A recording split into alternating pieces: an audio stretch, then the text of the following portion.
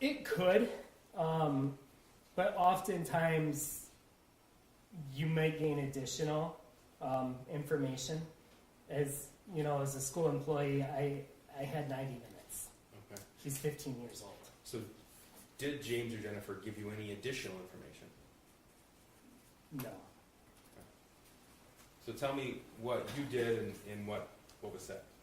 So to start off the meeting, I asked Mom if she had received the phone call from the previous day and that those events were true. She said yes. I talked about how the student had expressed these different areas of sadness, that his dog had passed, yes. Family member had passed, yep. Friends left. And all of those were just confirmed. Was there any details about the circumstances of the friend leaving and the impact on their son? I didn't know any details about it. No. They didn't share any with you? No. Okay. I'm sorry. I interrupted again. Go ahead. It's okay.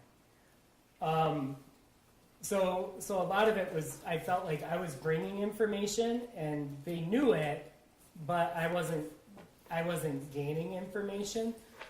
So at that point, I know I handed Mom the list of resources and said I'd like him to get support outside of here. I'd like him to get help and have somebody that he can talk to.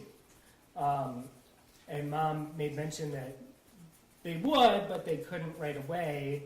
So I told Mom that I wanted him to get help as soon as possible, today if possible, and was told that wasn't possible.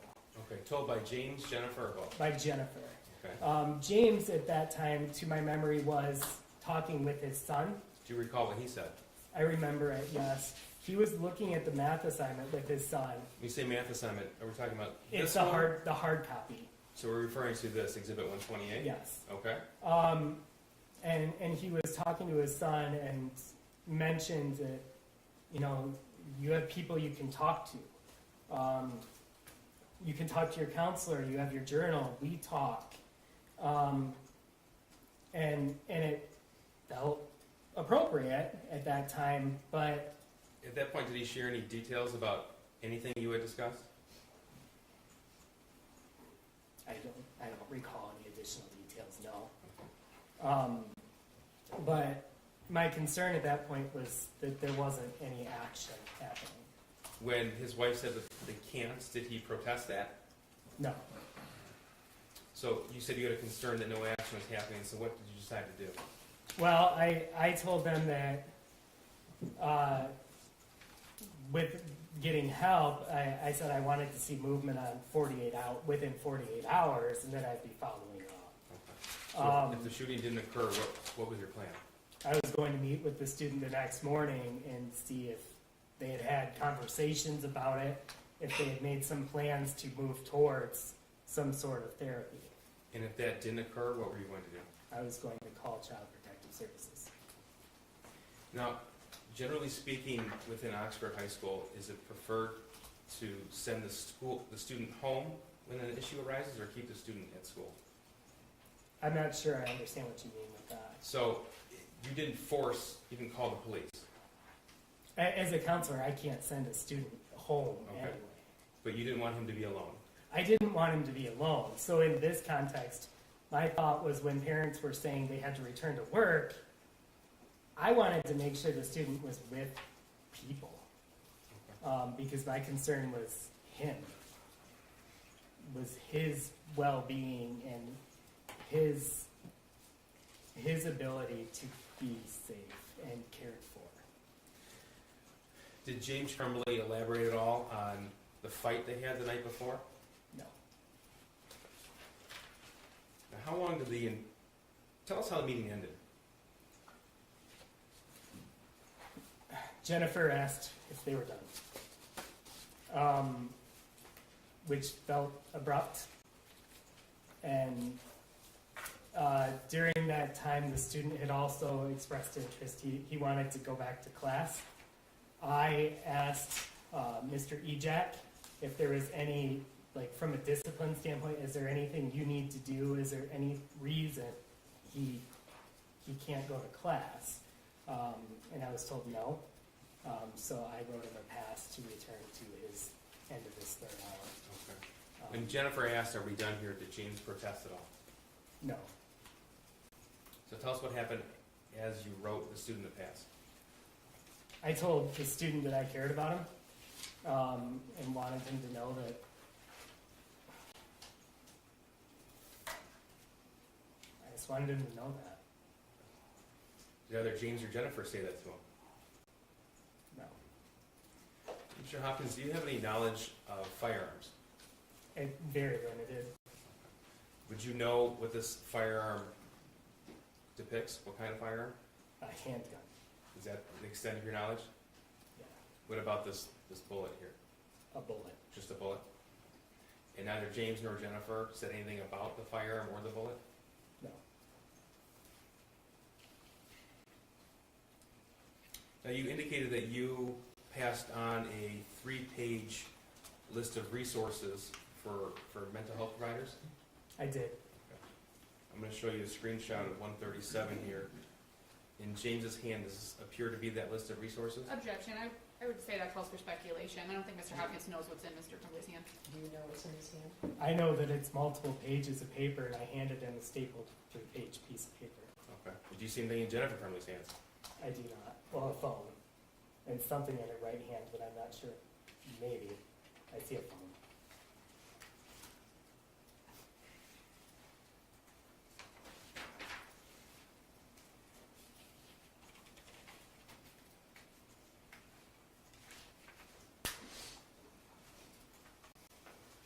Now, in your years as a high school counselor, how many times have you had to call a parent in and tell either mom or dad or guardian that you identified suicidal ideation in their child?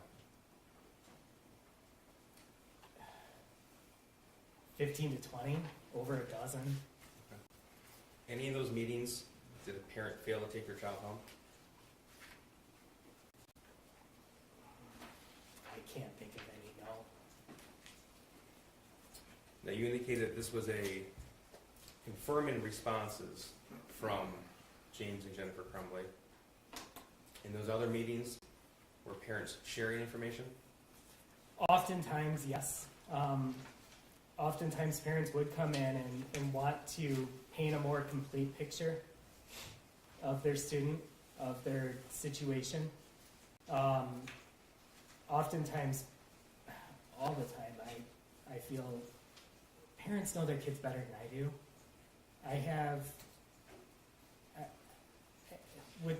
If all I ever did was meet with students, I might have 2 hours a year with each student. Do you rely upon the parent for that information? Absolutely. I've nothing further. Thank you, Judge. Ross? Yes, Your Honor. Thank you. Good morning, Mr. Hopkins. Good morning. I'm going to go back to your first interactions with Mr. Crumbley's son.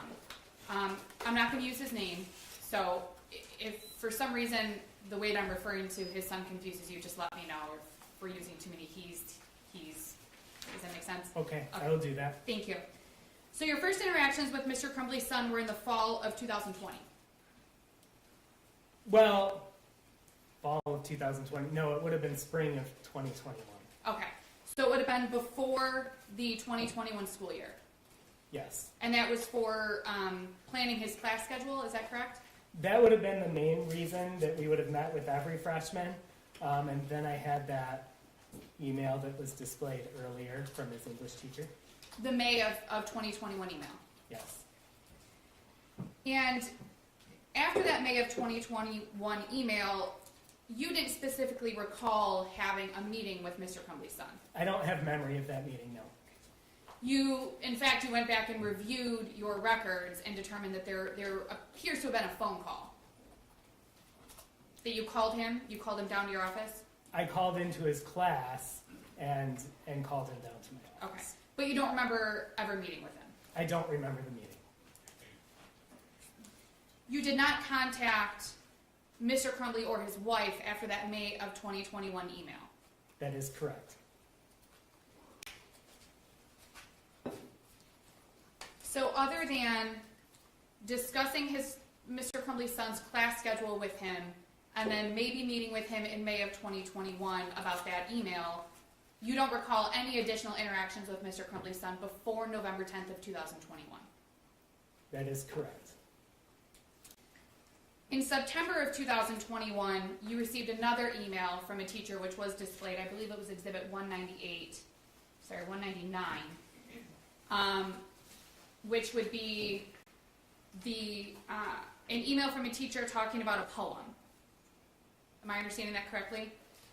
Yes, that he had a class assignment of writing an autobiography poem.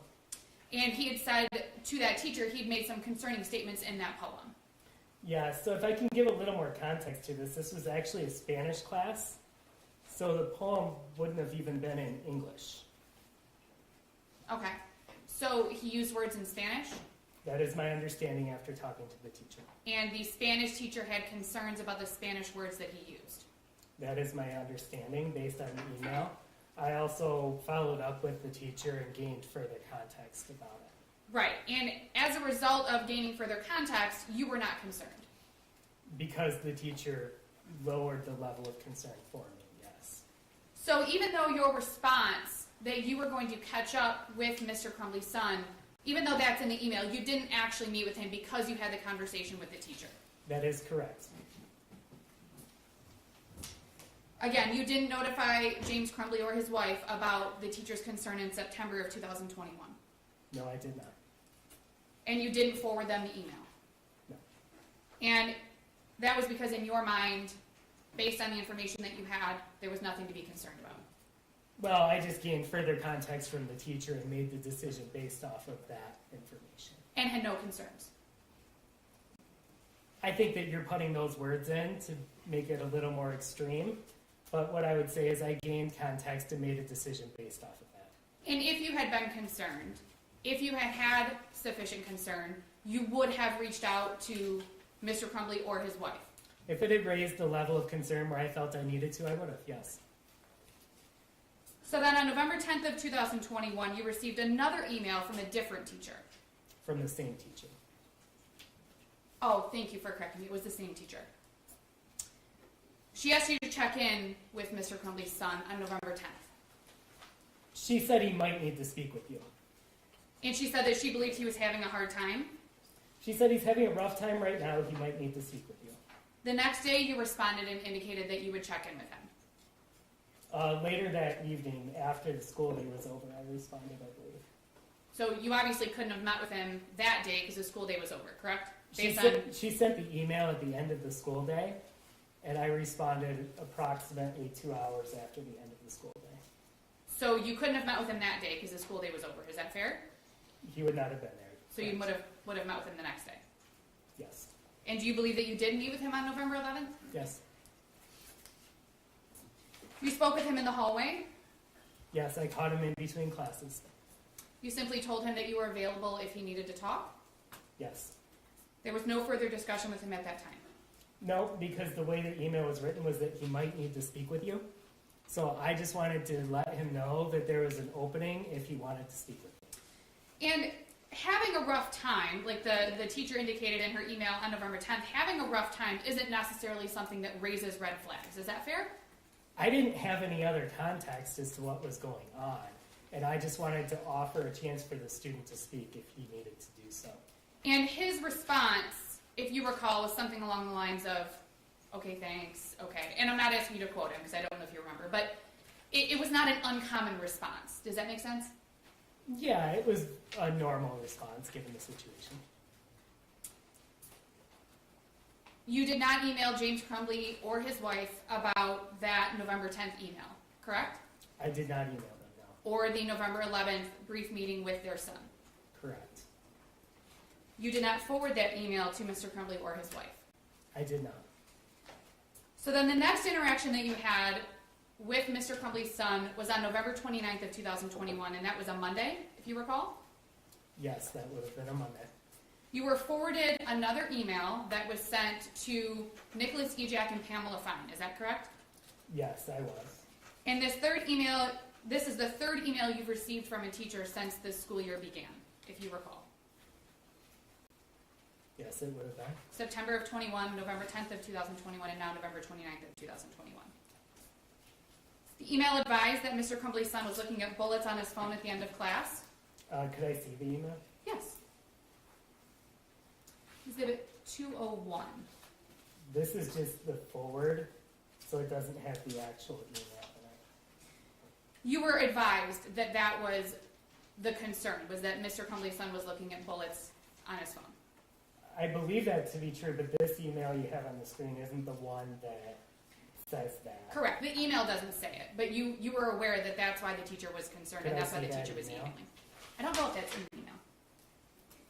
That email was displayed earlier, I think. It was sent to Mr. Ejac and Ms. Fine. That was the one. It's at Unless the bottom. Oh, there we go. Thank There you. we go. Thank you. Yes, so this is the email I was forwarded. And it just was at the end of the hour. The teacher didn't get a chance to really find out what was going on, but it just glanced at it and had seen that. And I'll leave that up in case you need to look at it. Thank you. So you were aware that on November 29th of 2021, at the time you received this forwarded email, that Mr. Crumbley's son was looking at bullets on his phone in class. Yes, after reading this email, I was aware. At some point, well, let me go in order. Shortly after this email, you then met with Mr. Crumbley's son and Pamela Fine. Yes, And you met in your office or Ms. Fine's office? it was in Ms. Fine's office. And you were there just as support, but Ms. Fine did most of the talking. Is that fair? Yes, I would say that was fair. And Ms. Fine talked to Mr. Crumbley's son about looking at bullets on his phone? She did. She actually asked him to describe why would a teacher be contacting me right now. And the student was forthcoming in what had happened in class. He was forthcoming. He was honest, to your knowledge, To right? our knowledge, he shared what we had in the email. He told you what class he was in looking at bullets. He said he was looking at bullets, and he even explained why he was looking at bullets, if you recall. He said that he and Mom had been at the shooting range over the weekend and he was researching what they had done. And if you recall, Ms. Fine acknowledged that what Mr. Crumbley's son was doing may not have been appropriate, but there really didn't seem a lot of concern. Would you agree with that? Well, the concern was that it wasn't appropriate, and that the concern was then expressed by placing a phone call home. So the concern was the appropriateness of the behavior in class. Yes, And at that point, a voicemail was left for Jennifer Crumbley. yes, You said that, if you recall, Mr. Crumbley's son was understanding during the meeting. He didn't fight with you about it. He listened, and eventually he went back to class. yes, I would agree with that. Later in the day, you received an email from the same teacher who expressed that some of Mr. Crumbley's son's prior work may have been a little violent. No, that was in the same email.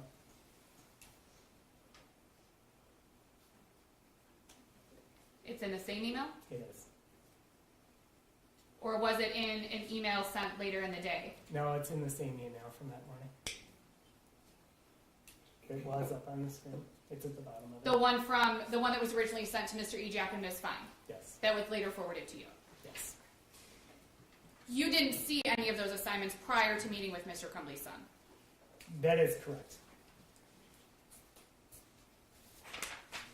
If you had seen those assignments, it probably wouldn't have changed your approach to the meeting, correct? Because the approach was really more about the appropriateness of the behavior. Is that I fair? mean, it's a hypothetical of what we would have done. We acted on the information we had. And the information that you had was that he was looking at bullets in class. Yes.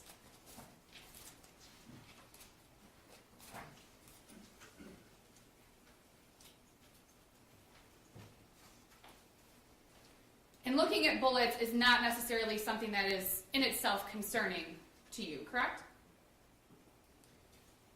I think you're kind of trying to put it in like a pigeonhole. We were trying to gain context of what was going on in the situation, because a student looking at something on their phone at the end of the hour is different than a student brazenly doing it throughout the entirety of the class. But our conversation was, is this school appropriate or not? And in fact, if you recall, your position was at the time, it wasn't necessarily concerning because he was honest about it. It seemed kind of a commonplace thing given the Oxford community and the gun culture in the Oxford community and things of that nature that you took into a factor. We took a lot of things into a factor, including the fact that we conversed of how it was not school appropriate, and that's why a phone call was placed home.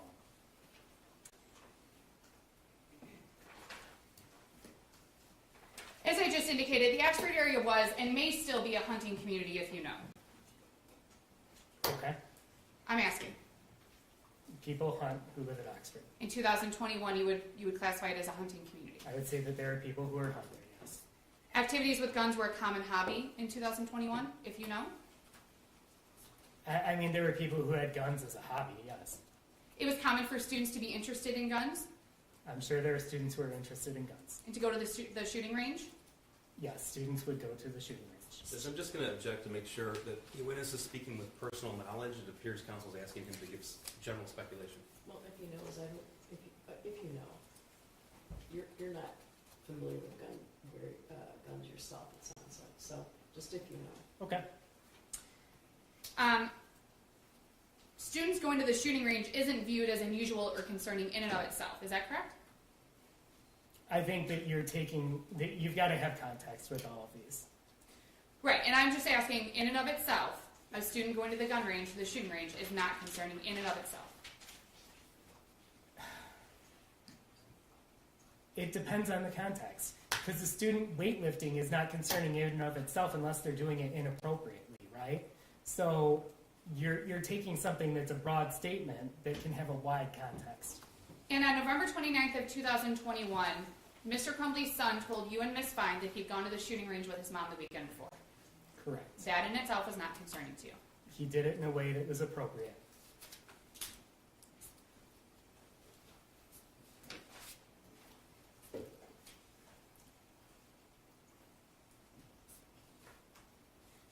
You would agree, and can you refresh my memory, how long were you in the Oxford School District as of 2021?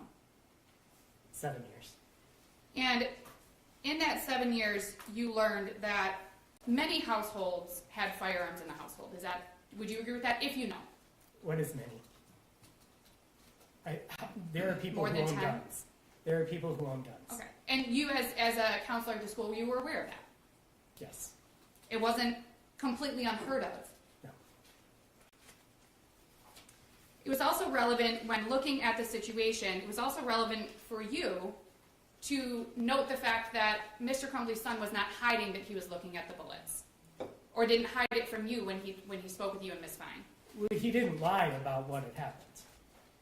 And that was important to you. Yes. As a result of the meeting with Miss Fine, with you and Miss Fine, Mr. Crumbley's son was not disciplined. To my knowledge, no.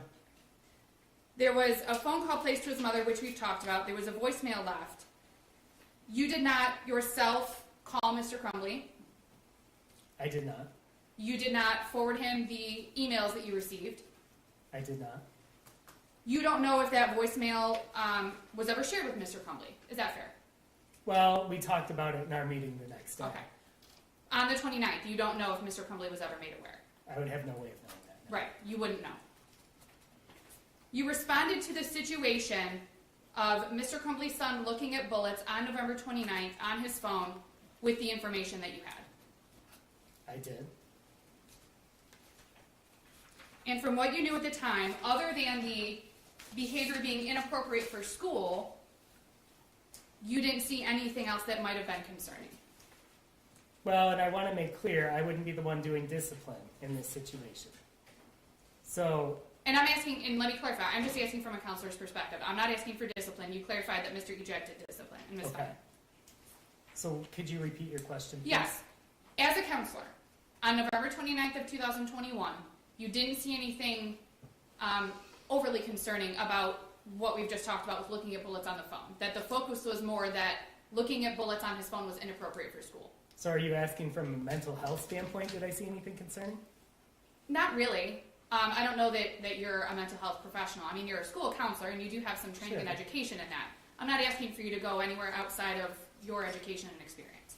Just as a high school counselor, sitting in Ms. Fine's office with the information that you had, you didn't see a bunch of red flags. We've talked about, and let me give you some, let me go over it a little bit. You've discussed that you know that there are households in Oxford that have firearms in them, right? Yes, there are. You know that people in Oxford hunt. Some do, yes. You know that students are interested in guns. Some can be, yes. You know that students look at bullets. We had one student who did that in that situation, yes. You know that student, Mr. Crumbley's son, was honest about looking at the bullets when he was asked about it. To the extent of our knowledge, yes, he was. He told you that he'd gone to the shooting range with his mom Yes. the weekend before. Yes. Those things were not concerning to you. Taking those things in a vacuum is why we called home. That's why And, Ms. Fine called home.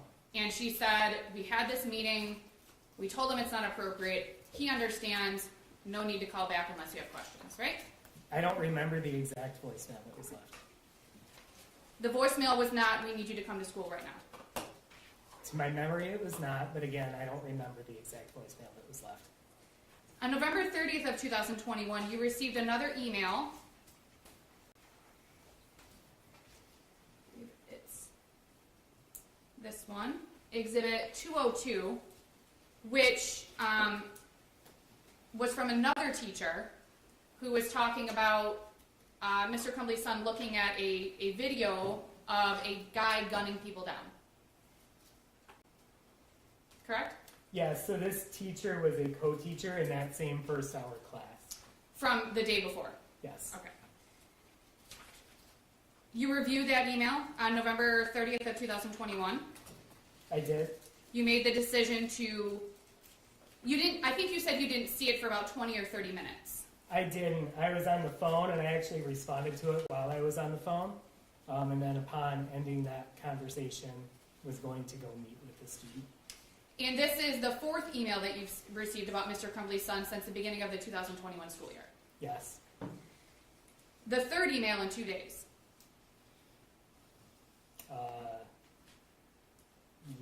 Is it? You would have received I think it's the second in 2 days. the November 29th email about the bullets, and then do you recall receiving a follow-up email later that day? It was a confirmation of that. Okay. Yeah, so this is the second one with additional information. Okay. The second one on a different issue, is that fair? Yes. Okay. Yes. The teacher described the video as a movie scene, but not a real event. Yeah, she said it looks like it's a movie scene and not security footage / a real event. She expressed some concern based on, quote, some of his other behaviors. Yeah, but definitely still concerning when taking into account some of his other behaviors, yes.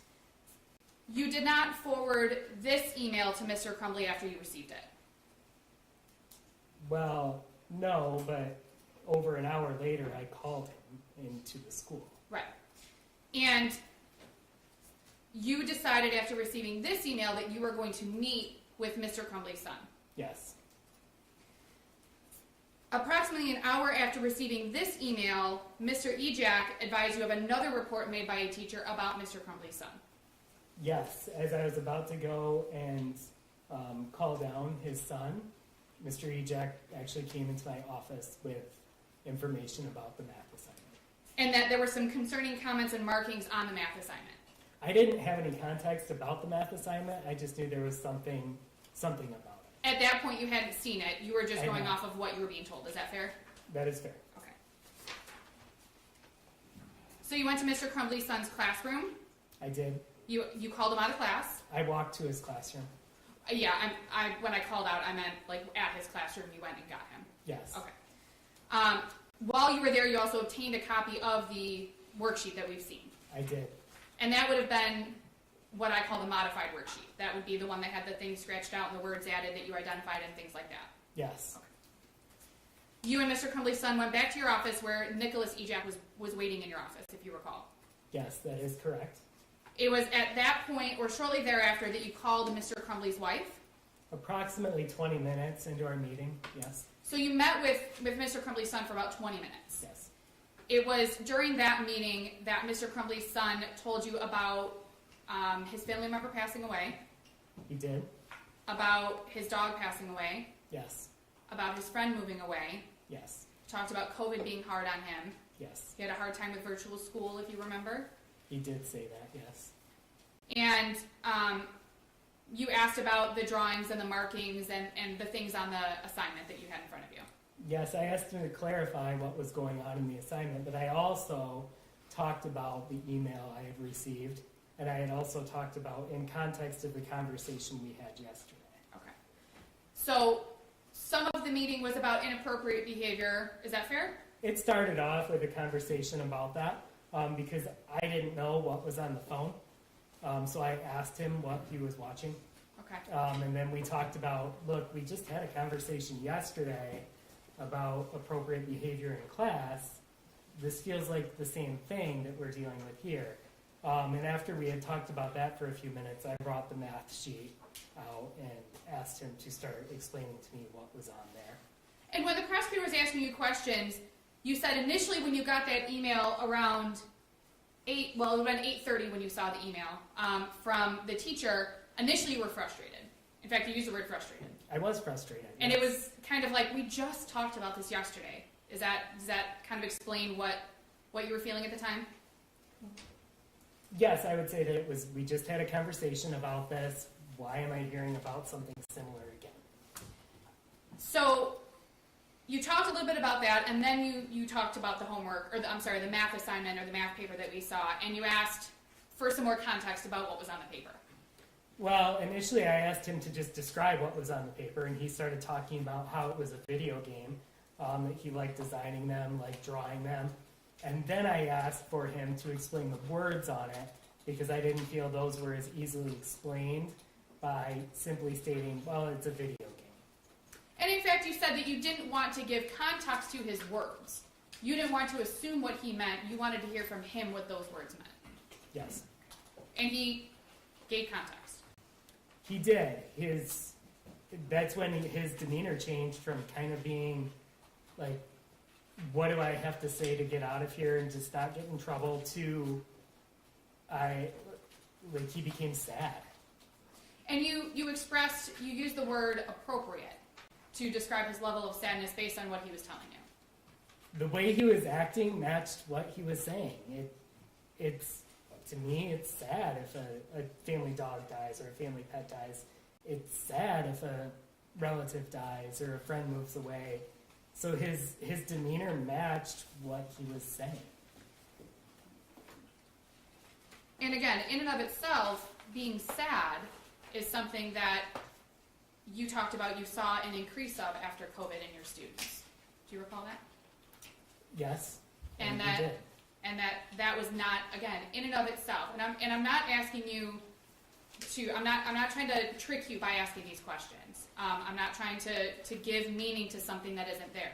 I'm asking you, based on the information that you had at the time, you felt that his sadness was an appropriate level of sadness, not overly concerning. We'll talk about it a little bit more, but the sadness itself was not necessarily overly concerning beyond wanting him to talk with someone.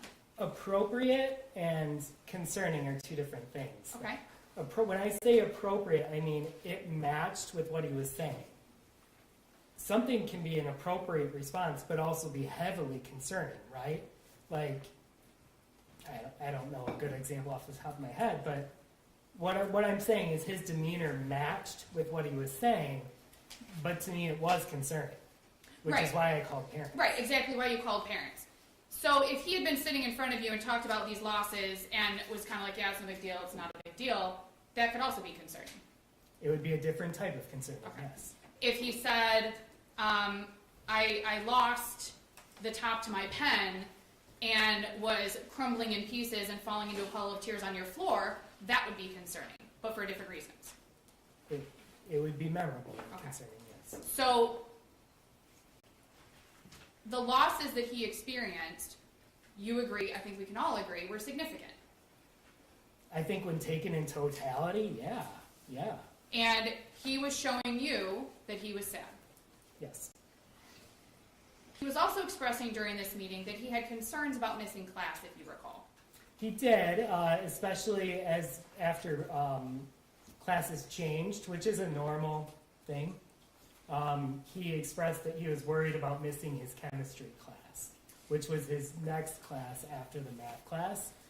So during that time, Mr. Ejac went and retrieved his belongings and went to go get homework for his chemistry class. And I'm going to go over that in just a second too, but if you recall, and I don't know if you pay close attention to your students' attendance, but if you recall, Mr. Crumbley's son had pretty good attendance. He did. He didn't miss school a lot. No, he did not. If you recall, his grades weren't great. No, but he was on track for graduation. He was passing. I believe he was failing one class at the time, and it was not by much. So he was close to passing all of his classes. One of them he was failing, but close to passing. Yes. So his attendance and his grades obviously were not overly concerning to you. I wouldn't say overly concerning, but a student who cares about class and wants to, he had expressed an argument the night before and wanted to go to class, had expressed, frustration of missing school during COVID and just that entirety. So it wasn't strange at that point to have a student not want to miss class. Right. That wasn't odd to you at all, given his history. Now, if he were somebody who missed school all the time and was failing all of his classes, he's like, I really want to be in school, I really want to do my homework, you might feel a little differently. Is that fair? I would say it was in line based with the information I had. Okay. And you said that after Mr. Crumbley's son expressed these concerns about missing class, that Mr. Ejac went to his was it first hour class to get the backpack? It would have been in his second hour class where his belongings were, yes. So Mr. Ejac went to his second hour class to get his belongings and brought his belongings back to your office. Yes, this would have been after we had confirmed parents were coming, probably a little after 10 a.m. He, if you recall, began working on schoolwork, waiting for his parents to get there. That is my recollection, yes. Also, if you remember, while you were waiting for his parents, you also began watching some videos with him. Yep, so he had expressed different things he wanted to do after high school, and he had expressed wanting to go into video game design. I know that when students are waiting for parents, it can be high anxiety time for them. So I wanted to try and engage him as best as I could. So we actually watched videos from the OTEC, the Technical Center campus, where they had programs that were centered around what he wanted to do. So we talked about what it would look like to do an application for them, because he was a sophomore and he would be able to apply for the next school year. And so I did that, one, to kind of just bridge that time that could be high anxiety, and two, if you have any inkling that a student may potentially be displaying any signs of suicide or suicidal ideation, getting a gauge of future plans is crucial. So I wanted to get that gauge as well. And he did that, and he picked out some videos to watch, is that fair? And you picked some out? Yeah. You also asked him during that time if he was a threat to himself or anyone else. I asked him that earlier. And that is part of your assessment of the situation, is that fair? Well, it was a question I felt needed to be asked based on what I had. And based on your education, your experience, and your training, you know that that's an important question to ask. In that situation, yes. And he basically said, I know this looks bad, but I'm not going to do anything. Yeah, it wasn't said as flippantly, but it was, he understood, like, I can see why this looks bad. I'm not going to do anything. Okay. So, although you had concerns, you also had the student in front of you reassuring you that he was not going to hurt himself or anyone else. Based on what he told me, yes.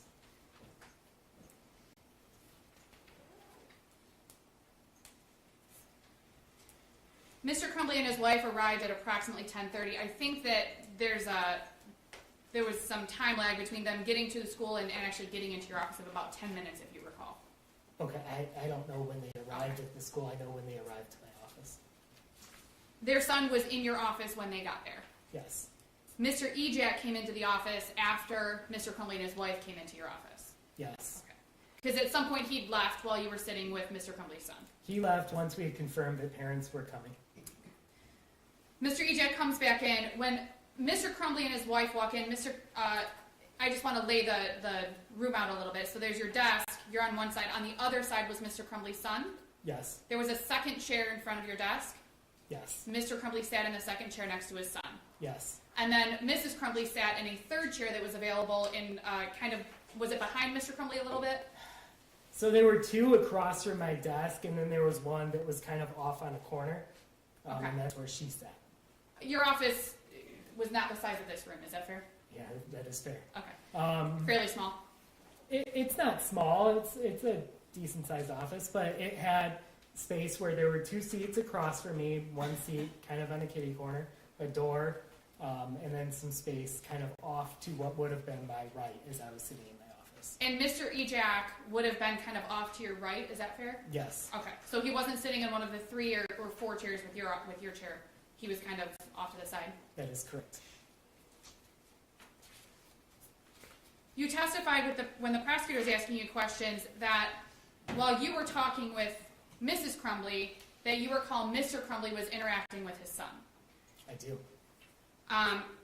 You said that Mr. Crumbley looked at the math assignment, the modified math assignment, because that's the one that you had, that he looked at the modified math assignment with his son. That is correct. They looked at it together, and that he showed concern for his son. Yeah, it felt like he was interacting with his son, and that he mentioned some things that were available for his son. And we'll talk about that in just a minute. You felt that Mr. Crumbley's interactions with his son, that he was showing the appropriate level of care and caring for him at that point in your office. Yes, on the surface level, yes. Yes. You confirmed that Mr. Crumbley's son had gone to the shooting range the weekend before. I did. You confirmed that he'd had those losses. He lost a family member, his family dog, and a friend had moved away, that he experienced all those things in the year of 2021. I also asked, and he had mentioned an argument the night before as well. And they told you about the argument. They confirmed that there had been a disagreement, yes. It's not uncommon for 15-year-olds to argue with their parents, is that fair?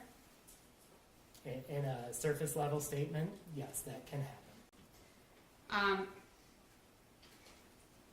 Mrs. Crumbley also confirmed that her son had struggled with virtual school during COVID. She did.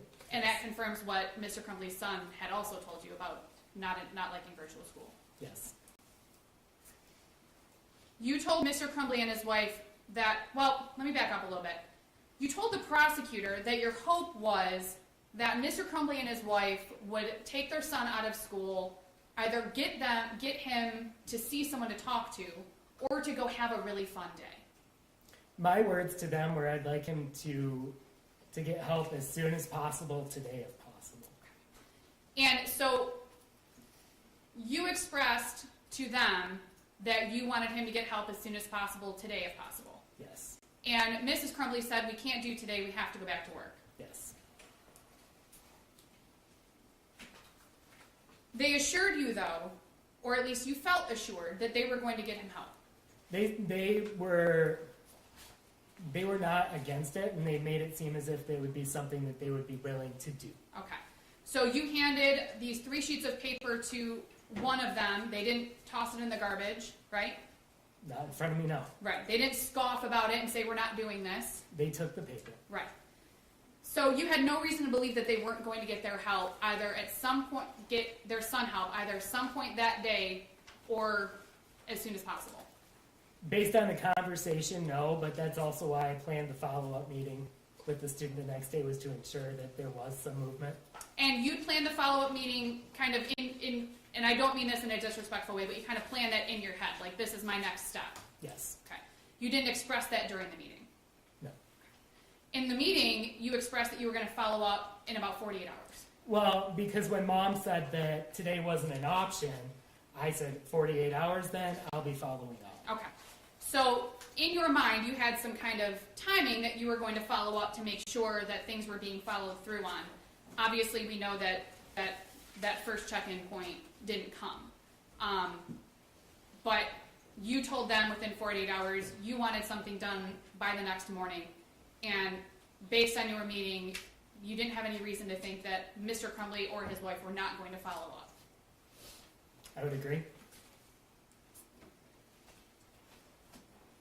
Essentially, you wanted to ensure, and I believe that you expressed this to Mr. Crumbley and his wife, wanted to ensure that their son's situation and his sadness didn't get worse. Right. I wanted to ensure that we had something that, if left unchecked, could get worse. Right. So, sitting in the meeting, you weren't concerned necessarily that day, or even by the next morning, that their son was going to harm himself. Based on what he had told me, I did not believe him to be actively harming himself, no. Or anyone else. Based on what he had told me, no.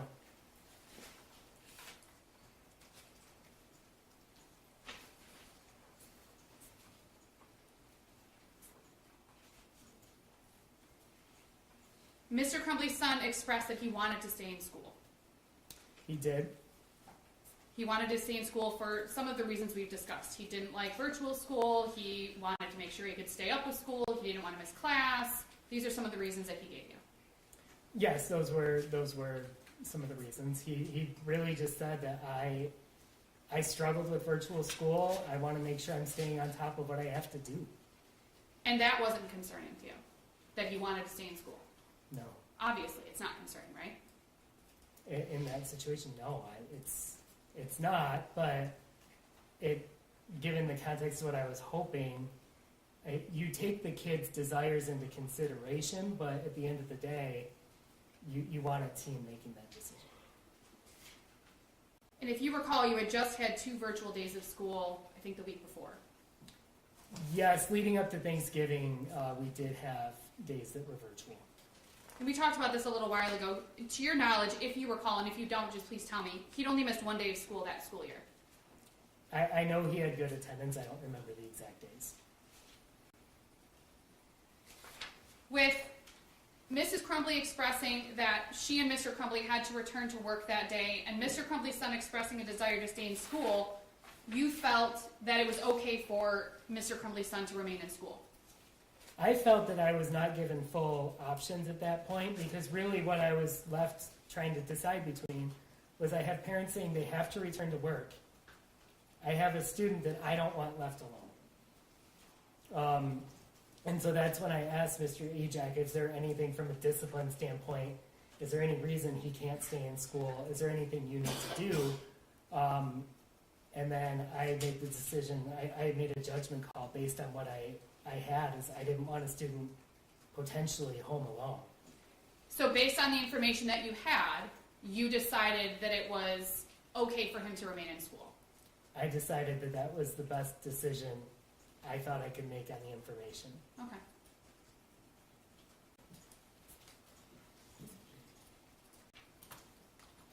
Based on that meeting, Mr. Crumbley's son, to your knowledge, was not contemplating suicide. You said that he had suicidal ideations, but that's different than being actively suicidal. It is. The student stated that he was not actively suicidal. You knew that he had been to the gun range with his mom the weekend prior. Yes. You knew at a minimum that he had access to a firearm the weekend before because he went to the gun range. I knew that he had been to a gun range and had used a firearm at a gun range, yes. You did not ask him on November 30th of 2021 if he had access to a firearm. I did not. You had no reason to look into whether or not he had access to a firearm. Would you agree with that? Based on the information that you had.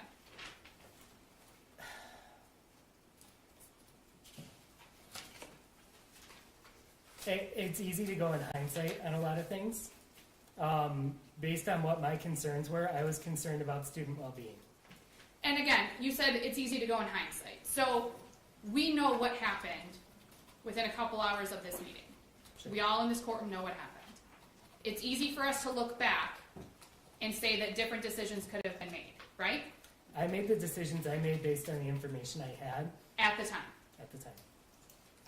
You don't have the benefit of hindsight at 10:40 or 10:50 a.m. on November 30th of 2021. Is that fair? I had 90 minutes of information. You suggested that his parents find a therapist for him to talk to or evaluate him. I did.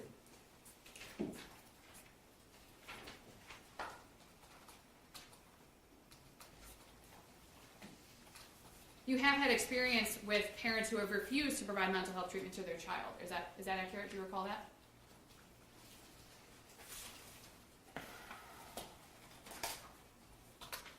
Off the top of my head, I'm not recalling a specific instance of that. If it occurred, do you remember testifying previously about that? I don't know. Okay. Would reviewing your testimony on that help to refresh your recollection? If we want to bring it up, sure.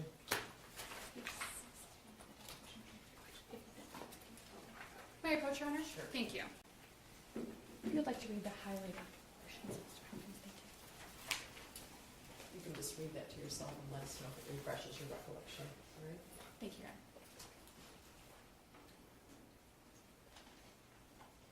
Yeah, so I had asked, like, if it's occurred, and I say it's not overly common, but I'm sure it does happen. But I'm giving a for instance of what we would do in that type of situation if it were to happen. May I approach, Your Honor? Sure. Thank you. So reviewing, based on what you just said, reviewing the transcript has helped to refresh your recollection. Well, what I'm stating in the transcript is in a situation where that could happen, that what we would do is involve CPS and make sure that the student is receiving ordinary care. In fact, the question was, You told the jury what CPS is. Child Protective Services would be involved if that situation were to occur. in fact, the question was, thank you, okay. Had you ever dealt with a kid at school who you felt needed psychiatric care and yet the parents didn't provide it in some fashion or another? Your answer was yes, that had occurred. And then I go on to explain what would happen in that type of situation. Right. You said it's not overly common. It does happen. If it did happen, this is what we would do. Correct? Correct. And I know I've asked this a couple of times, but you didn't have any reason to believe on November 30th of 2021 that James Crumbley or his wife were not going to follow through and obtain a therapist for their child to talk to. I didn't have enough time to know if that would happen or not. Given our context of our conversation, no, I didn't have reason to believe that at that time. If you recall, the meeting with Mr. Crumbley and his wife and their son concluded at approximately 10:50 in the morning. That sounds about right, yes. Their son left the room first, if you recall, and went back to class. Yes. The shooting occurred at began at approximately 12:51 p.m. that day. It did. After you heard that there was a shooter at the school, you did not immediately suspect that it was Mr. Crumbley's son, if you remember. I did not. In fact, you didn't suspect that it was Mr. Crumbley's son until you looked into his attendance after the shooting. Correct. This is also after Mr. Crumbley's son had already been arrested. Quite a bit after, yes. I'm going to talk about just a few things. Just go back to your direct testimony with the prosecutor.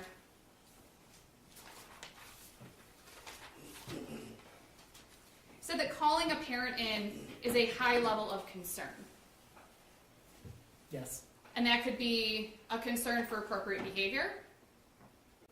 It could be, yes. It could be a concern for the student's well-being. It could be. It could be a concern that the student needs immediate care or help. Yes. It could be for any number of reasons. A high level of concern is dependent on the situation. Is that fair? Yes, I would agree.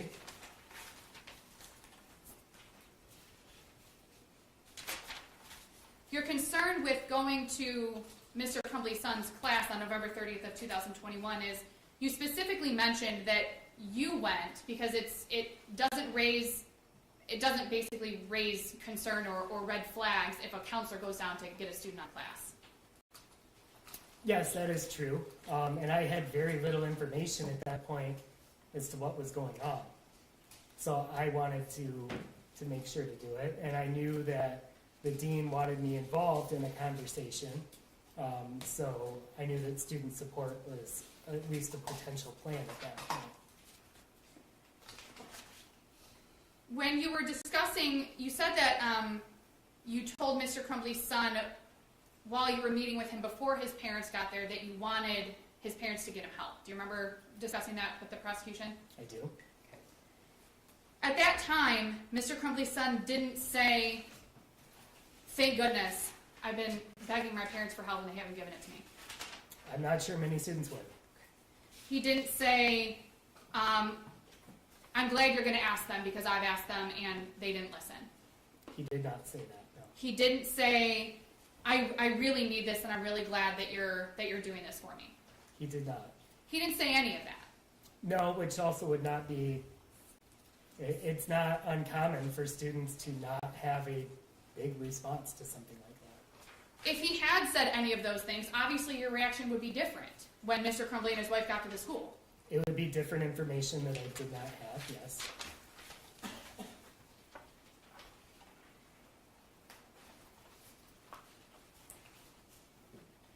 And when Mr. Crumbley and his wife were at the school, they also didn't say anything about, or Mr. Crumbley didn't say anything specifically about, wow, son, you really did need some help. You've been asking me for it, right? No. The discussion was simply looking at the math assignment, the modified math assignment, and then Mr. Crumbley expressing to his son, you know you have people to talk to, right? That was a piece of it over the 10 minutes, yes. That they've talked. Mr. Crumbley and his son have Yep, spoken. he did say that they talked. When discussing the impact of Mr. Crumbley's son's friend leaving, you don't know that Mr. Crumbley's son had ever expressed how significant that impact was on him. Is that fair? Until sitting in your office. I had very little context, even when he was in my office, over what that was. All I knew was that a friend had left recently, had moved, and that was hard. You indicated on your direct testimony with Mr. Keese that Mr. Crumbley mentioned you have people you can talk to, we talk, and then mentioned something. Your testimony was that his son mentioned something about a journal, or I'm sorry, that Mr. Crumbley mentioned something about a journal. Mr. Crumbley's statement to my recollection was, you have your counselor, you have your journal, we talk. Mr. Crumbley didn't say your journal, you know, the one that's in your backpack. No. He didn't say the one that you always keep with you. No. He didn't say a color. No. He didn't describe it at all.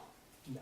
So, to your knowledge, based on that conversation, you can't say that Mr. Crumbley's son knew what his son's journal would look like if he had a journal, based on that conversation.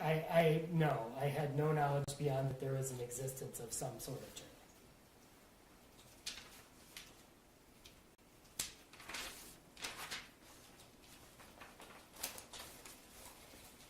One moment, you're on. Sure.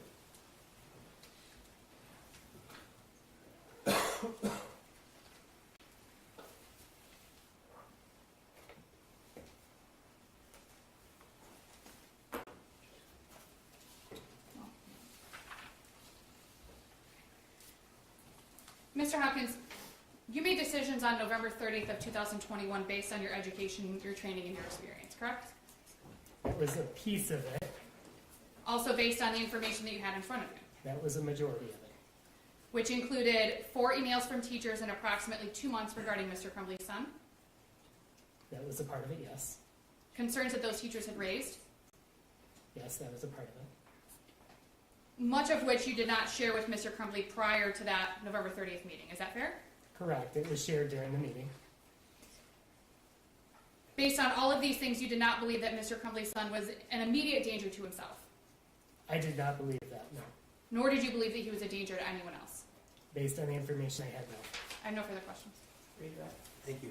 Mr. Hopkins, it appears that information and context would be important to you in these kinds of meetings. Yes, it would. Okay. Now, did James Crumbley tell you that November 30th wasn't the first time that his son asked for help? No.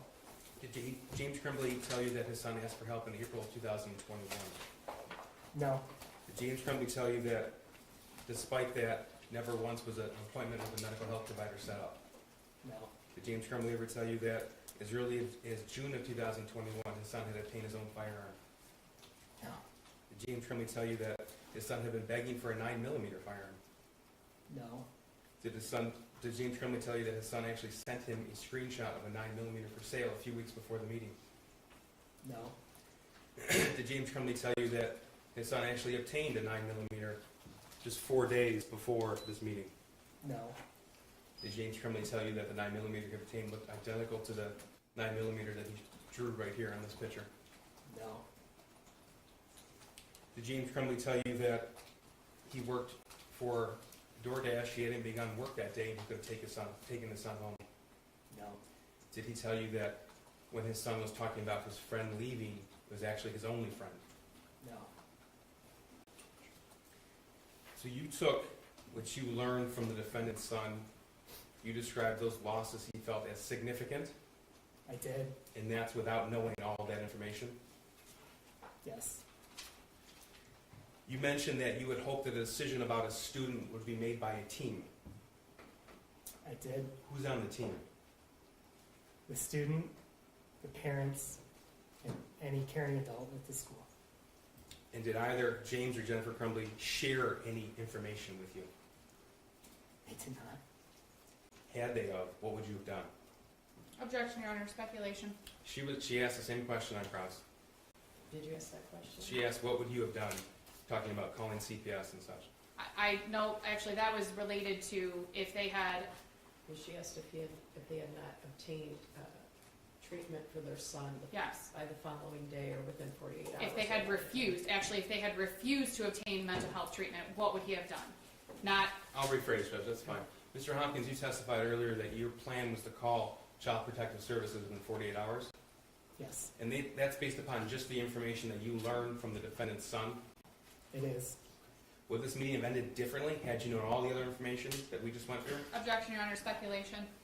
I think it does call for speculation. I believe he can offer a definitive answer here, Judge. A definitive answer about what would have happened if they had not contacted a therapist. Is that what you mean? No, Your Honor, he's asking about a definitive answer for what Mr. Hopkins would have done if there had been additional information. And Your Honor, can we approach, can we approach, please? Okay, can you turn off the audio?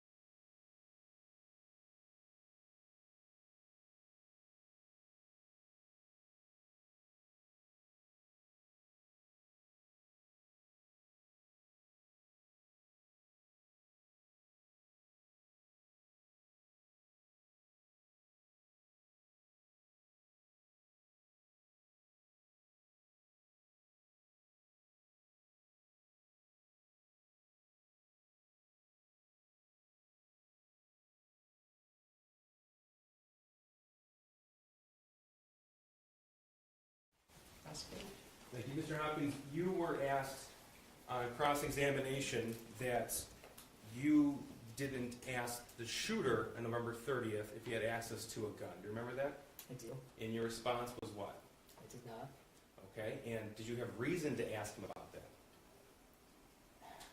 At that time, I didn't feel I did. And you were asked about the shooter's recitation of what happened at the shooting range with his mother. Are you stating I asked that? No, you were asked that. Oh, by cross. Okay, so you Okay. learned on November the 29th and November the 30th that the defendant's son went to a shooting range with his mother that prior weekend. I did. Did James Crumbley tell you that the shooter actually shot his new gun? No. Thank you. I have nothing further. You can step down in your excuse. You guys need a break? Thank you, Judge. All right, so about 10 minutes break. All rise for the jury.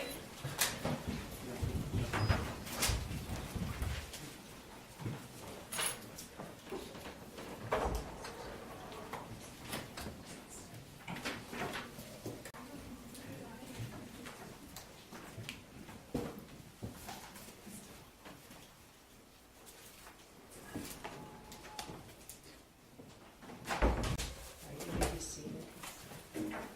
this next one? I'm gonna find out right now, Joe. We have somebody traveling in, so I wanna make sure it's here. All right, so about 10 minutes. That'd be fine, Joe. Thank you, Ryan.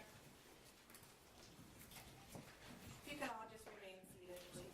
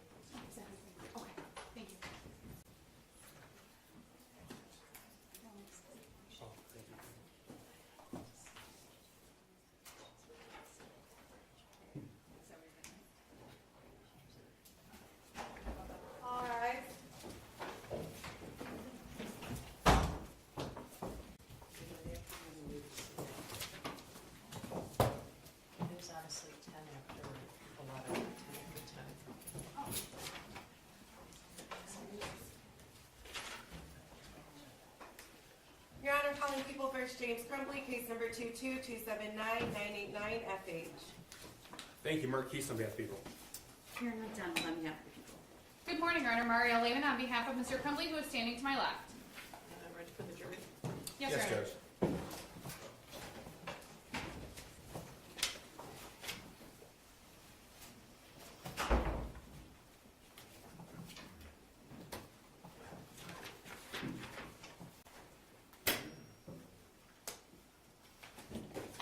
Who's the next witness? Mr. Nick Ejac.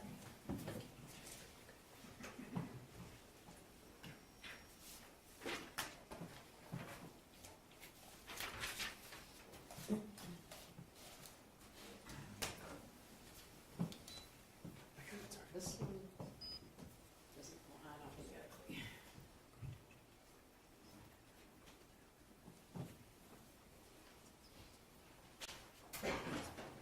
All rise for the jury. Yeah, is there a button right there? This one doesn't go on the back of the other ones. Is there a button on the back? Yes.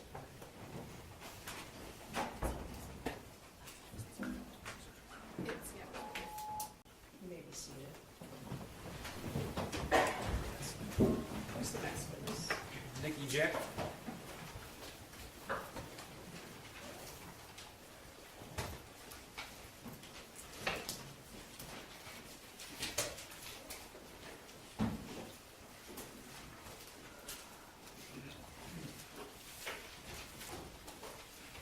Good morning. Could you raise your right hand? Do you swear or affirm the testimony about to give is the truth so help you God? Okay, could you step up and have a seat? And then could you state your name for the record and spell your first and last name? Sure. Nicholas Ejac, first name Nicholas, last name Ejac, E-J-A-K. Go ahead. Thank you. Good morning, sir. Good morning. In the year of 2021, where did you work? Oxford High School. Okay. And what role did you work there? I was the Dean of Students. Could you keep your voice nice and loud? Sure. I was the Dean of Students. Okay. And tell us, please, what does the Dean of Students do? So the Dean of Students is primarily responsible for student code of conduct, so behavior and discipline, overseeing the attendance of the school, academic intervention, behavior intervention. Okay. So Mr. Hopkins just testified, and he indicated he was a counselor, whereas you are the Dean of Students. So it would be fair to say that you handled discipline, whereas he handled the student advocacy? Yes. Okay. As of November of 2021, how long have you been in that role? Just about 4 months. Okay, so you were hired for that school year in the fall of 2021. Correct. Now that's part of administration, is that correct? It's an extension of it, yes. Okay. Was James Crumbley's son a student in Oxford High School in November of 2021? Yes. Prior to November of 2021, did you have any interaction with James Crumbley's son? I did not know. I want to direct your attention to what's been admitted as People's 201. This is an email from November the 29th, 2021, 9:32 a.m. And the email reads, "Good morning. I had a student during first hour, the defendant's son, who was on his phone looking at different bullets at the end of first hour today as I was walking around the room passing out their essays. I didn't get a chance to investigate it a bit further since it was the end of the hour. Now that he's on my radar, I'm also noticing that some of his previous work that he's completed from earlier in the year leans a bit toward the violent side. I can bring down these things later today during my 5th hour prep if you would like them." So you and Miss Pamela Fine were both on that email? That is correct. Okay, and tell us, please, who's Pamela Fine? So Ms. Fine is the restorative practices coordinator and the anti-bullying coordinator for the school district. Okay. And tell us a little bit, if you know, what that role entails. Sure. So restorative care and anti-bullying across the district, she would be working with students to restore situations between two different students, a student and a teacher. It deals a lot with behavior, and so it's more of like, how do you fix or repair the situation? And so she often would collaborate with me on student discipline, and then the anti-bullying programming for the district would be like mentoring kids together to prevent bullying and to report it, when they see it, and it's more of a proactive approach. Okay. So if, correct me if I'm wrong, but it sounds like you, Miss Fine rather, and Mr. Hopkins have separate, but sometimes, separate roles, but sometimes they intersect. Absolutely, yes. Okay. Now, did you have any interaction with the defendant's son on November the 29th of 2021? I did not know. Okay, and tell me what happened after this email was received by you. So it was received by me when I was in a meeting that morning. So I wasn't made aware of it until after there was a meeting that took place between Ms. Fine, Mr. Hopkins, and the defendant's son. Okay, so by the time that you had read this email, that situation had already been addressed by Ms. Fine and Mr. Hopkins? That's correct. Okay.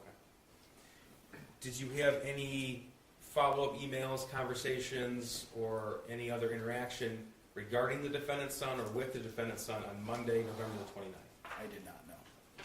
I'm going to direct your attention now to Tuesday, November the 30th, 2021. This is People's Exhibit 203. This is from a teacher in the school. Email sent Tuesday, November 30th, 2021, 9:32 a.m. It's addressed to you and Mr. Hopkins. Reads, "Here is the photo I took of his paper in case you need it. Signed, Becky." And there's an attachment. Did you receive this email? Yes, I did. Okay, tell us about your interactions with either students or administrators prior to receiving this email with regards to the defendant's son. So I had received this email after I had alerted Mr. Hopkins to the worksheet because this teacher brought a photo of that to Okay, my let me office. back up just a Sure. little bit. So before this email was received by you, did you have a conversation with the teacher regarding the defendant's son? No, I did not. Okay, so tell me how it is that you became aware of this math worksheet. So the morning of November 30th, 2021, Mhm. I was in my office when Miss Morgan, who was the teacher that sent this email, came down to our front office looking for anybody that she could speak with about a student that had drawn some inappropriate Okay. things on a worksheet. And you were there? I was the only one available at the time, yes. Okay, and tell me about that interaction, please. So she entered the threshold of my office door and said she was just looking for somebody to report something, and so I had waved her into my office, and she had stated that there was a student that had drawn some inappropriate things on a worksheet, and then she proceeded to turn her phone around and show me a photo of the said worksheet. Okay, so this is Exhibit 130. Do you recognize this? I do, yes. And how do you recognize it? That's the photo that was on her phone. Okay. And so she turned her phone around and shows you this? Yes, that's Okay. correct. And tell me what happened next, please. So I briefly read the statements and looked for a name in the corner and noticed that it was a name of the student that had been in the meeting with Mr. Hopkins and Ms. Fine from the day before. Okay, so you looked at the worksheet. What stood out to you when you first saw it? The phrases that were written on there, Specifically, which ones? the thoughts won't stop, help me, the world is dead. Okay. What happened next? My response to her was, I need to get his counselor. And her response to me was she needed to return to class. Okay. So she went back to class, Yes. and then what did you do? I walked down to the counseling portion of our front office to alert Mr. Hopkins. Okay. And tell us about the interaction you had with Mr. Hopkins. Sure. So when I arrived to his office, before I even mentioned anything, he brought up the defendant's son in sort of a question form, and my response to him was, yes, how did you know? And then he proceeded to share with me that he had received an email that morning regarding that student and thought that that's why I was there at his office. And then I had shared with him that I had just been shown a photo from Miss Morgan Okay. and kind of explained what I had saw on the worksheet. And he immediately stood up from his desk and said, I'll go retrieve him from class. Okay, so he received a different email the morning of November 30th than the picture Yes. that you were shown. Yes. Okay. Now, when you saw this picture, were you considering this in the realm of student discipline? Not at all, no. Okay, I so was more concerned that there was a mental health concern. is And that so- why you decided to get his counselor involved? Yes, that's correct. Okay. So after you shared what you learned with Mr. Hopkins, he went and retrieved the student back to his office?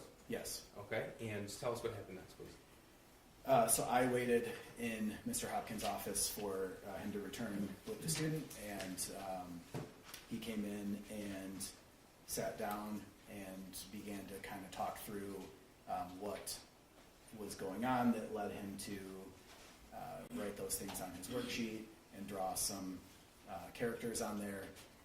And the defendant's son repeatedly made sure that we were aware that he understood why we needed to do this and that it made sense and that he understood how bad it looked. Okay. Did you lead that interaction with the defendant's son, or did Mr. Hopkins? Mr. Hopkins did. And why is that? As the school counselor, therefore, looking into a potential mental health concern, that would be his responsibility. Okay. Did your perspective, based upon the information that you were told, ever change from a mental health lens versus a discipline lens? It did not, no. So tell us what happened next after the defendant's son went through the drawing with Mr. Hopkins? So he had sort of explained that he was interested in video games and that part of those the drawings on there were him trying to get into graphic design, which led into a little bit of a conversation about how there could be potential avenues during his time at Oxford High School to delve into that deeper with some other programs. And then he kind of leaned in more towards the statements that were written on there and talked about how those didn't necessarily explain the video game aspect. And then I listened to the defendant's son speak about him feeling sad lately, Okay. which in a high school is not that unusual. Were you involved in the decision to contact the parents of the student? I was there for it, but Mr. Hopkins had mentioned that we were going to reach out to his parents. Okay. At some point, did you leave Mr. Hopkins' office? Yes, that was after we were able to speak with a parent on the phone, and so I left to retrieve the students' belongings since our class periods had changed. Okay. At that point in time, COVID protocols were still in place? Yes, Okay. Did students carry their backpacks with them? yes, So you retrieved the defendant's son's backpack from the class that he was in and brought it to Mr. Hopkins' office? that is correct, yes. Okay. And did the defendant's son stay with Mr. Hopkins until his parents arrived? Yes. All right. Were you there in Mr. Hopkins' office the entire time, or did you come back in? No, I came back in once the parents had arrived for the meeting. Now, what was your expectation of what was to happen that day after the meeting with the parents? My understanding and expectation was that, based on the recommendation from the counselor, that the student would be leaving that day, based on prior experiences at schools where parents are called in to talk about student mental health. Typically, they leave when it's suggested that they leave. With the student? Yes. You were there for the, how long did the entire meeting last between James and Jennifer Crumbley and Mr. Hopkins yourself? I was there for 10 minutes of it, and there had been maybe 3 or 4 minutes prior to my arrival. Okay. I'm not sure if they waited for me to start or if they had already begun, but I know that I arrived a few minutes after they did, after I was alerted that they had arrived. So were you there when Mr. Hopkins explained his concerns about the drawing? Yes. Okay. Now, he just testified, so I don't need you to go through everything he said, but do you recall if James Crumbley said anything? During the meeting? Yes.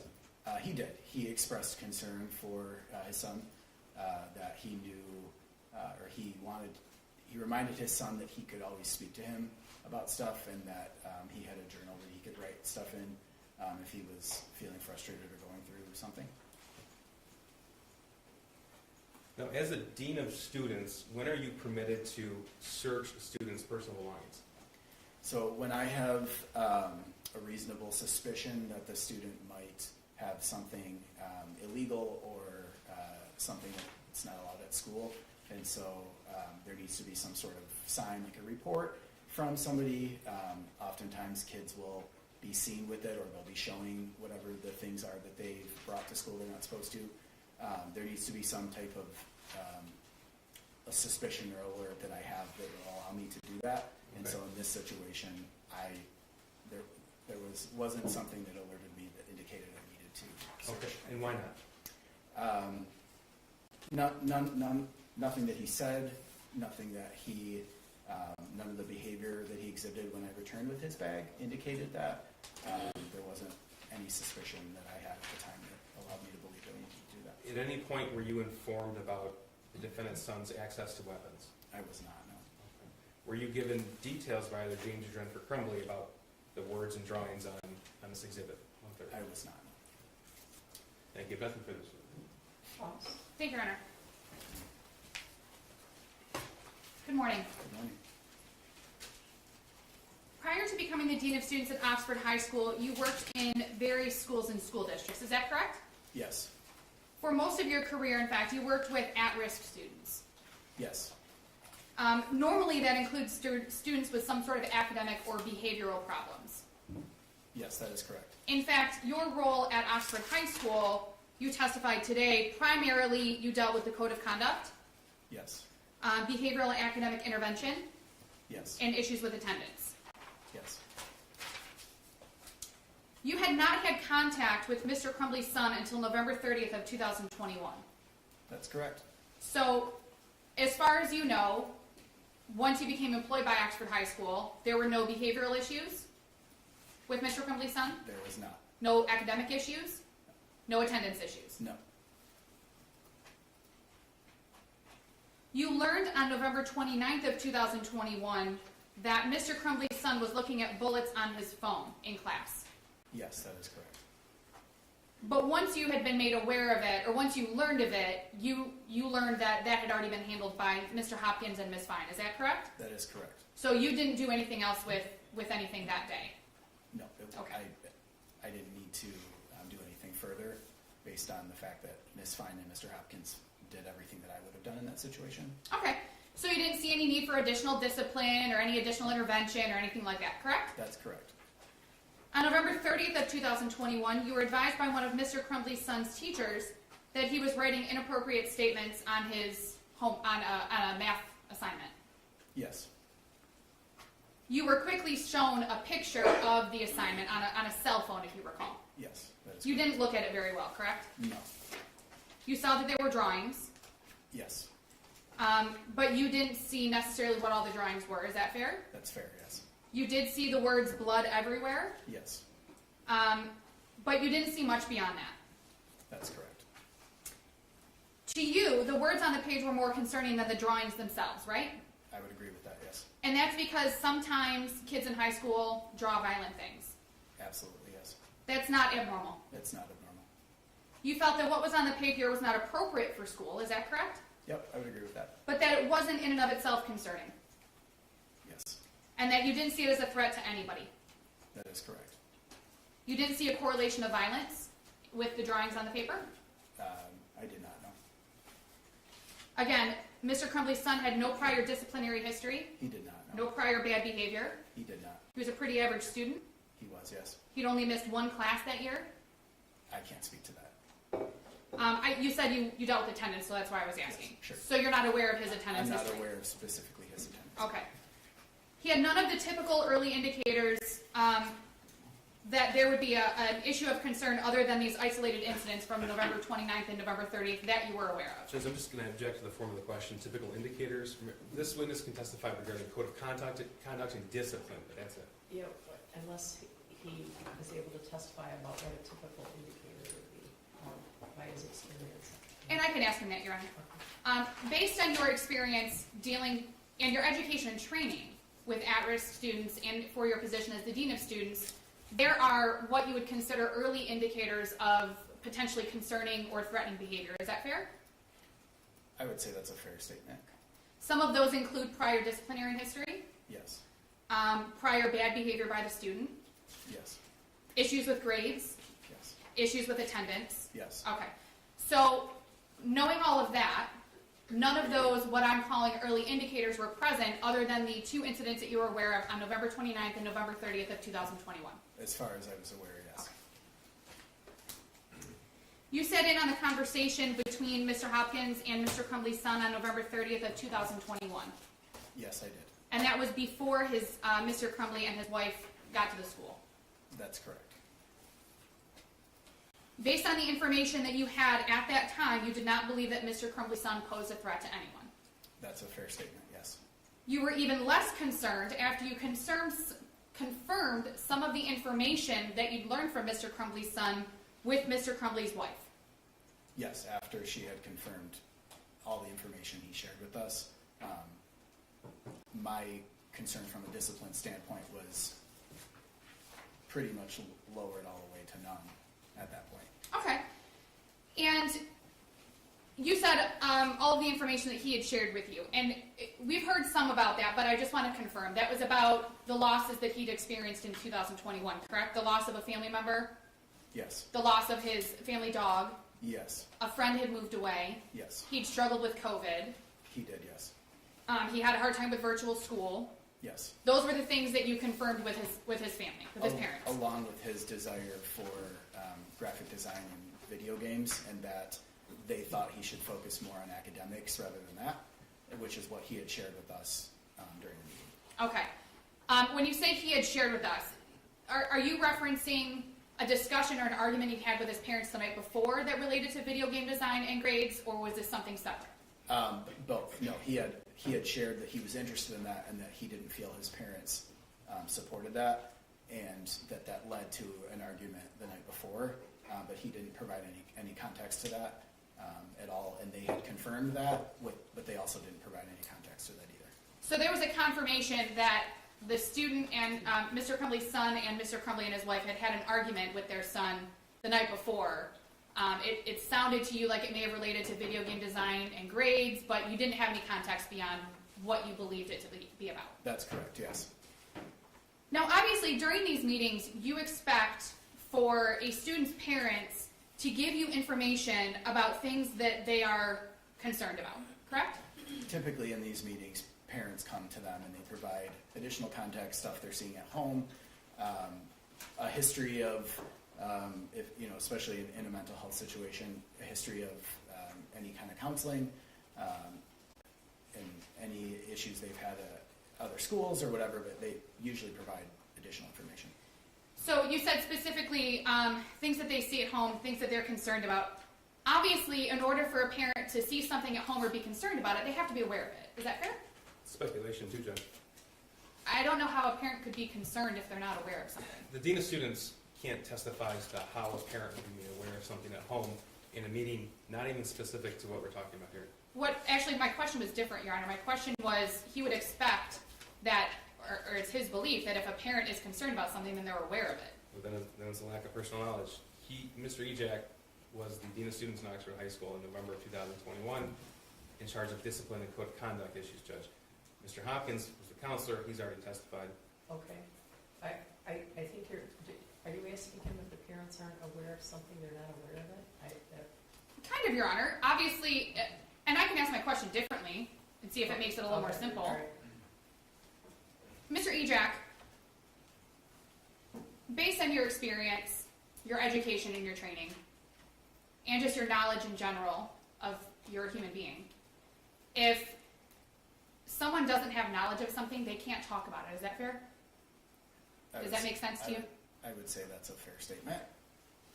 So we can't talk about things we don't know about. Would you agree with that? Yes. Obviously, James Crumbley can't tell you about things he may not be aware of. I'm sorry. Yes.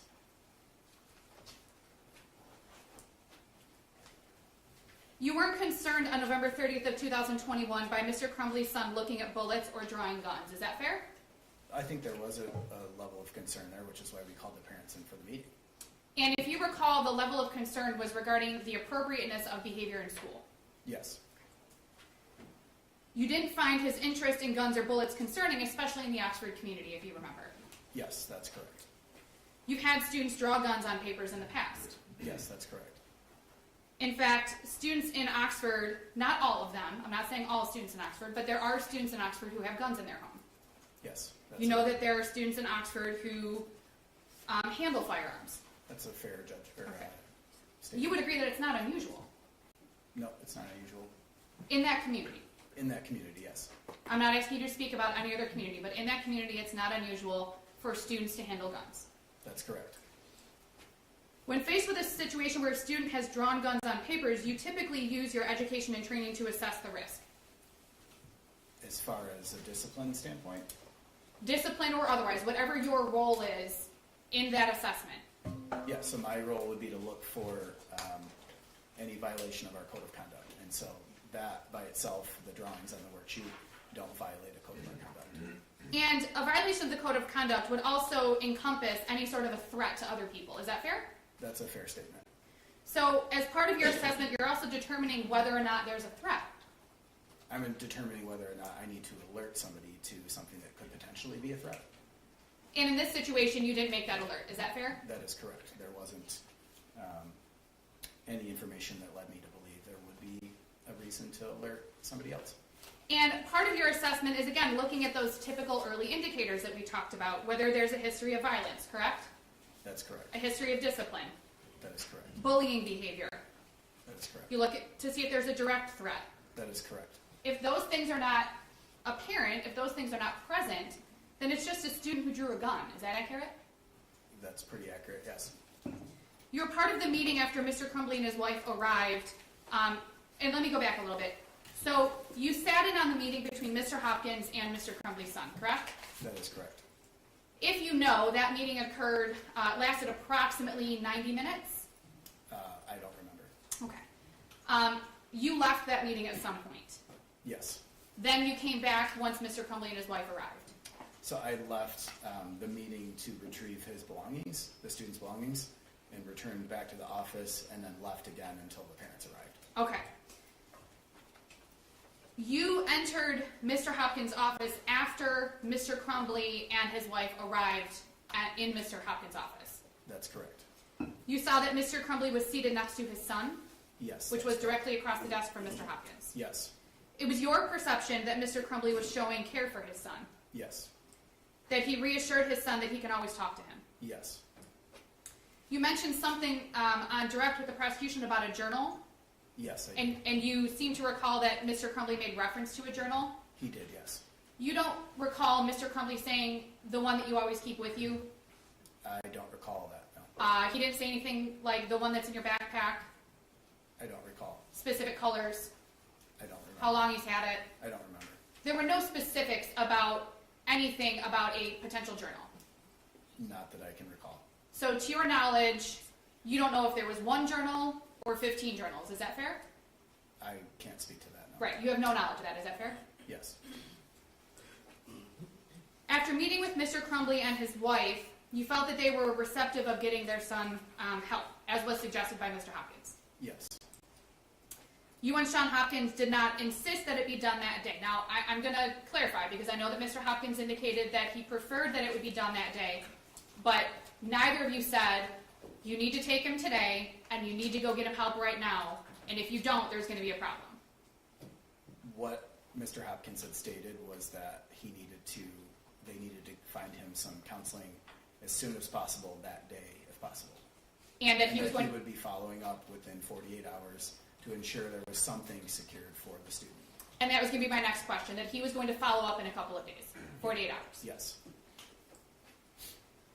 And in fact, you didn't feel in that meeting that Mr. Crumbley's son was in need of immediate care based on your education and training and perception and the knowledge that you had in that meeting. I can't speak to that. In no way did you feel that Mr. Crumbley was being neglectful of his son. No, I did not. You felt that Mr. Crumbley showed the appropriate level of emotion with his son in that meeting. Objection is, he can't speculate the appropriate level of emotion. He's the Dean of Students regarding Code of Conduct, November of 21. Speculation. Was there anything odd about his interaction with his son? I wouldn't say there was anything odd. Okay. You also didn't find it strange that Mr. Crumbley and his wife did not take their son home that day because there was no reason for him to go home that day. Is that correct? As far as the discipline goes, no.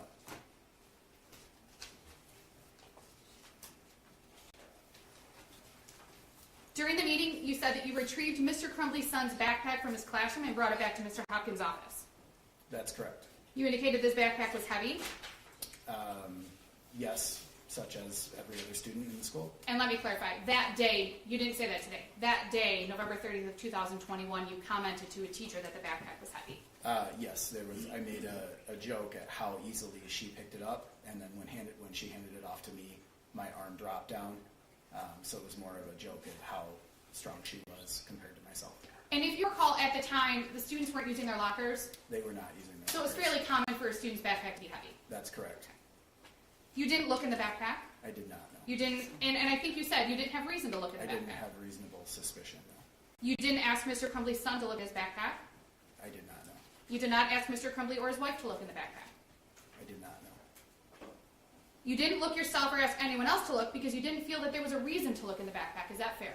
There was nothing from our conversation or from anything that we had heard so far that would indicate it was enough to reach to that level, correct? You've had numerous discussions about this case since November 30th of 2021. Yes. You've talked with various attorneys, Sure. Yeah. and I'm not asking you about what your communications were with your own attorneys. I'm not asking about that. I'm just asking if you've met with attorneys. I've met with many different attorneys. You've met with the prosecutor's office Yes. on more than one occasion. Yes. And some of those meetings with the prosecutor's office were to prepare for testimony. Yes. Some were to get more information about what occurred on November 30th of 2021. One was yes. You learned through some of those meetings that there was no indication that there was a handgun in Mr. Crumbley's son's backpack. Can you restate that? Sure. You learned through some of the meetings with the prosecutor's office that there was no indication that there was a handgun in Mr. Crumbley's son's backpack while he was in Mr. Hopkins' office. Object to the form of the question. Yeah, what do you mean? What do you mean? What do you mean? Can you restate that? Yes. I will be more clear. Do you recall testifying in September What of... are you referring to, counsel? There was testimony in September 14th of 2022 that relates to this. If you'd like, we can approach to talk about it further. I think we should.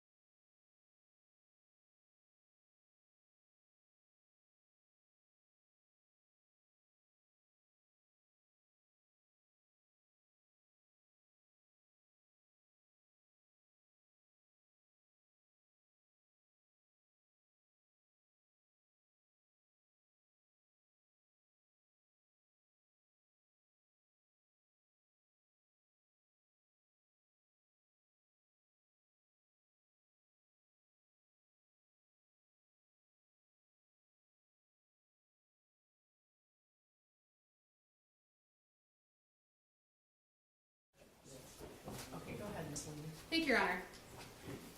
As you know, approximately 2 hours after the meeting, after this meeting with Mr. Hopkins, yourself, and Mr. Crumbley and his wife, Mr. Crumbley's son began the shooting. Yes. You saw the footage of the shooting. I did, yes. You were not aware that Mr. Crumbley's son was the shooter Initially. at the time. When I saw all of the footage? No, let me go back. So at some point early on the day of the shooting, you saw footage of the shooting. Yes. And that was while you were in the office of the school. On the phone with the 911 operator? Yes. And at that point, the thought didn't cross your mind that the shooter may be Mr. Crumbley's son. That's a fair statement, yes. In fact, you didn't know that it was Mr. Crumbley's son until you were told that it was him after the shooting. I believe as the video footage continued to play and we were still on the phone, it wasn't confirmed, but I had a pretty good idea that that's who it was. Okay. Even looking back, after you know what Mr. Crumbley's son did 2 hours after that meeting, his behaviors did not show a pattern of what he was planning to do 2 hours later. Based on the information I knew, no. It's fair to say that you have years of experience with at-risk students. Yes, that's correct. years of experience with behavioral, academic, attendance, issues of that nature. Yes. You have education and training about concerning things to look for in students. Yes. You knew that Mr. Crumbley's son was looking at bullets on his phone on November 29th of 2021. Yes. You knew that he had drawn a gun and some concerning words on his math assignment. Yeah, that's correct. You knew that he was at the shooting range with his mom the weekend before. Yes, that's correct. You confirmed that during the meeting with his parents, correct? Yes. You knew that he had experienced significant losses in the months before November 30th of 2021. Yes. You knew that Mr. Hopkins was recommending that his parents have him talk to a therapist that day if possible. That's correct. You knew that his backpack was heavy and commented about the weight of it to a teacher. That's correct. You knew that firearms were not uncommon in homes in Oxford. That's correct. You knew that students at the high school handled firearms and that it wasn't uncommon. We're asked and answered now, Judge. You knew, Yeah, he answered that. you knew that the shooter was going to stay in school that day. At the end of the meeting? Yes. Yes. Partly because he wanted to, Yes. and partly because his parents had to go to work. That's what I was told, yes. And with all of this, all of the knowledge that you had on November 30th of 2021 at approximately 10:52 a.m., you did not feel that he was a threat to anyone, and you didn't feel that you had reasonable suspicion to look in his backpack. No, because you have to remember, I knew very little of what we all know today. So when we're looking at the big picture today, I knew a fraction of what we all know now. And we talked about this a little bit with Mr. Hopkins as well. We all know what happened at 12:51 on November 30th of 2021. But the information that you had at 10:52 a.m. or approximately 10:50 a.m. when that meeting ended, is the information that you were going on. Yes, and that does not rise to the level of suspension or of a discipline, especially when you're considering mental health. And it doesn't. That supersedes any type of minor discipline or behavior violation. So, and Mr. Hopkins talked about this a little bit. Looking in hindsight, there was more information. Yes, we now know there's a lot more information. You might look at things differently looking in hindsight. I would 100% look at things Right. differently. But the information that you had on that day, at that time, is what led you to make the decisions that you made and feel the way that you felt about the situation that you were presented with in Mr. Hopkins' office. That's a fair statement, yes. No further questions, Your Honor. Read that. Thank you. Briefly. Mr. Ejac, let's talk about the information not shared with you at 10:52 a.m. on November the 30th, 2021. Okay, so you formed your belief that you did not have the requisite level of suspicion to search the shooter's backpack based upon what you were told. Is that right? That is correct. Okay. Did James Crumbley tell you that he had bought his son a 6-hour 9mm firearm 4 days before that meeting? He did not. Okay. Did anybody, either his son or his wife, tell you that? No. Did his son tell you that, or did James Crumbley tell you that his son had been begging for a 9mm handgun? No. Did James Crumbley tell you that he actually got him a different firearm in June of 2021? No. Did James Crumbley tell you that the details and severity of his son's friend being taken from him at the beginning of the month? No. Now, you indicated that as far as a discipline standpoint, your belief was that the mental health concerns would override. Yes. So tell me about that. So when you have a student who is being seen for mental health, and there also are some minor violations, this being a second day of insubordination, essentially, the mental health concern is what takes precedence because you want to build that relationship with the student and let them know that it's a safe space, and you don't want to follow it up with some kind of a negative interaction such as a discipline. Is that one of the reasons why Mr. Hopkins led the meeting? Yes. Did your lens ever change from mental health to discipline? It never did, no. And is that based upon the information that you learned that day? Yes.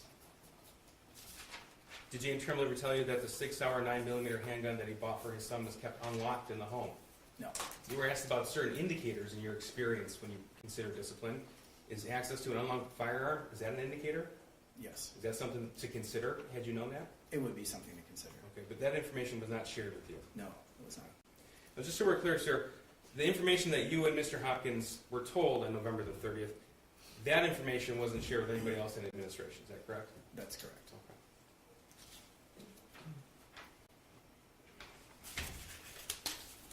I don't have any further questions. Thank you. Very brief request, Your Honor. Very brief. Okay. Mr. Ejac, you don't know whether James Crumbley knew that his son had access to a firearm that was in the home. Is that correct? You don't know whether James Crumbley knew. Just the question was he told that? I don't know how he would know what the defendant knew. He Unless testified he was told. what he was not told, Judge. That was the question. Yeah, he said he wasn't told, but I don't know how he would know what your client knew unless he had a conversation like that. Thank you. You don't know whether Mr. Crumbley's son had expressed any sadness over his friend moving to his parents, based on the information that you had on November 30th. Can you say Yes, that it was again, kind please? of a Are you convoluted asking question. whether it was discussed in that meeting, or? Whether Mr. Ejac knew that Mr. Crumbley's son had expressed any of this sadness that they had identified to his parents prior to that meeting. Do you know if he did? I'm not sure what you're trying to ask. I'm sorry. Yes. Do you know if James Crumbley was aware of this sadness that you all had identified during this meeting with Mr. Hopkins? I do not know. No further questions, Your Honor.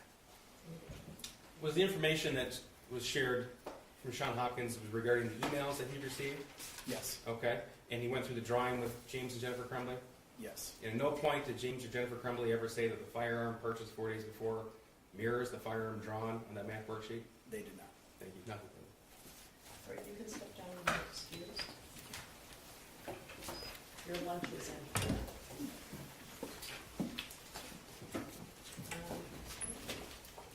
Come back. This spot was wrong, obviously. If I were taller, it would have been fixed already. I'm going to ask you to return at 1 o'clock. It's not about 5 to 12. I'm going to ask you to return at 1 o'clock. In the meantime, I'm going to ask you not to discuss the case with each other or anyone else. Don't look at any news media. Don't talk to anybody. Don't Google anything. Don't do any research on your phone or anything. Any questions about the case now? Okay. All right, we'll see you at 1 o'clock. All right, Mr. Jury.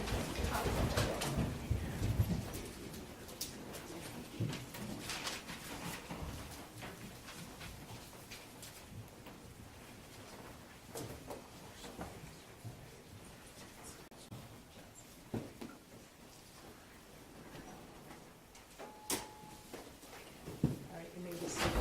Who's the next witness? We're going to find out. I just spoke with counsel about that, and we'll let her know as soon as we know. Okay. All right, Thank you, I'll Judge. see you at 1 o'clock. Thank you, Your Honor. Thank you.